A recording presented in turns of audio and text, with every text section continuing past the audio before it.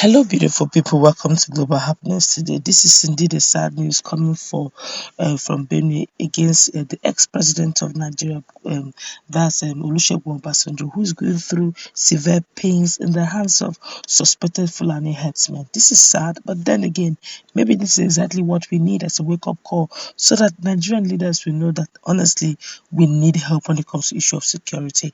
But before we go into the newspaper to find out what it is that is causing great pain to Olusegun Obasanjo right now, we'd like you to subscribe to our channel by clicking on the red subscribe button. Beside it, you will see a bell notification icon. Please go ahead, click on it to get notified as soon as we update our channel on YouTube. Very quickly, suspected Fulani herdsmen have burnt down farm belonging to ex-president of Nigeria, Olusegun Obasanjo. A huge mango plantation belonging to Obasanjo at Howe community in Gwa East local government area of Benue State was burnt down around 2 p.m. on Saturday. The 140 hectares plantation was razed down by yet to be identified headers following disagreement with the locals over compensation for piece of land that originally belonged to the state government. Confirming the indigent, the Gwa East local government chairman, Mr. Emmanuel Otsika, said it was deliberate sabotage by Fulani herdsmen. He said the fire on a 139 hectares farm was started at about 2 p.m. on Saturday by Fulani herdsmen terrorists, and nearly half of it is gone. It was clearly a sabotage. It was strange that there was fire outbreak in the farm because the farm was properly safeguarded, so it was obvious it was a sabotage. We summoned a meeting of stakeholders and headers over the matter in order to fish out the perpetrators, and by the grace of God, we have already apprehended 4 persons, and investigation is still ongoing to fish out more. This is really sad, very sad. But in another news, very quickly, in Ekiti State, there is Prumuim Tèàrs going on right now, as the people of Okeago in adjoining local government council development area of Ekiti State have raised the alarm over the arrival on Saturday of Fulani men numbering over 60 in their community. The people who expressed fear that the newcomers would add to their pain and sorrow in the hands of Fulani herdsmen already occupying large portion of their land called on the Ekiti state government and security agencies to come to their rescue and ensure that the Fulani left their land. The Fulani have been here wreaking havoc on our farm, our crops, and our people, but others were conveyed to this same place in 3 trucks on Saturday. They are over 60, and they arrived at Okeago in the night. The regent of Okeago, Princess Tinuade Ogunbiyi, stated. Ogunbiyi lamented that the initial Fulani settlers were occupying 70% of their community land, grazing their cattle and depriving the indigenous of the opportunity to farm. The regent said they destroyed the crops of our people in addition to being threats to the security of our lives. Our people can no longer go to their farms. The result is that we no longer have food. The prices of foodstuff have soared, skyrocketed again. People are migrating out of Okeago in droves to guarantee their safety and security. We are helpless. The Fulanis are armed to the teeth, so our people have to avoid them and leave the farms for them. We are calling on the state government and the security agencies, including Amotekun, to rescue us. They are all aware of our situation. They should rescue us. There's need for a standby joint security task, compromising the police, the army, Amotekun, and local hunters here. I think that will help.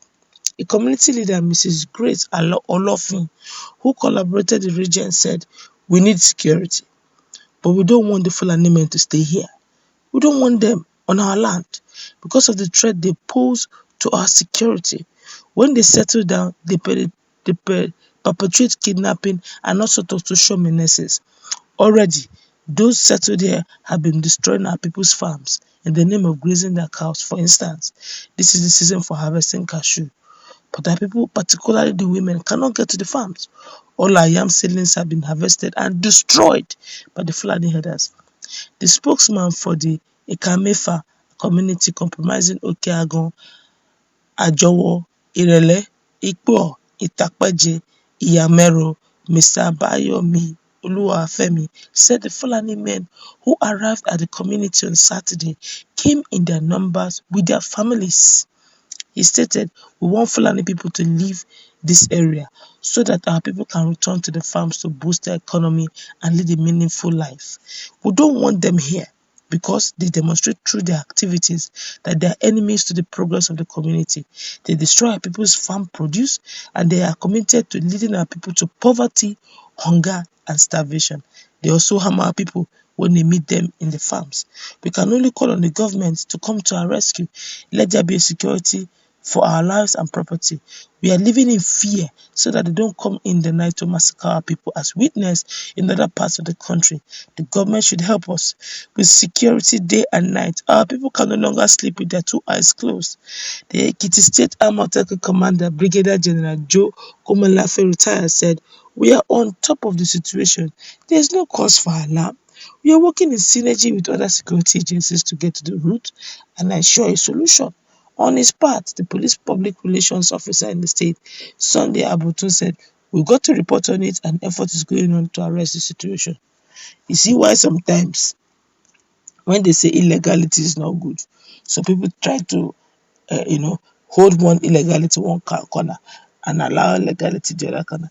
They keep saying ESN is bad, ESN is illegal, ESN is not acceptable, ESN was not created by the government. But I'm sure that ESN will not allow 1 foot of a full animal into their farmland if they have something like ESN.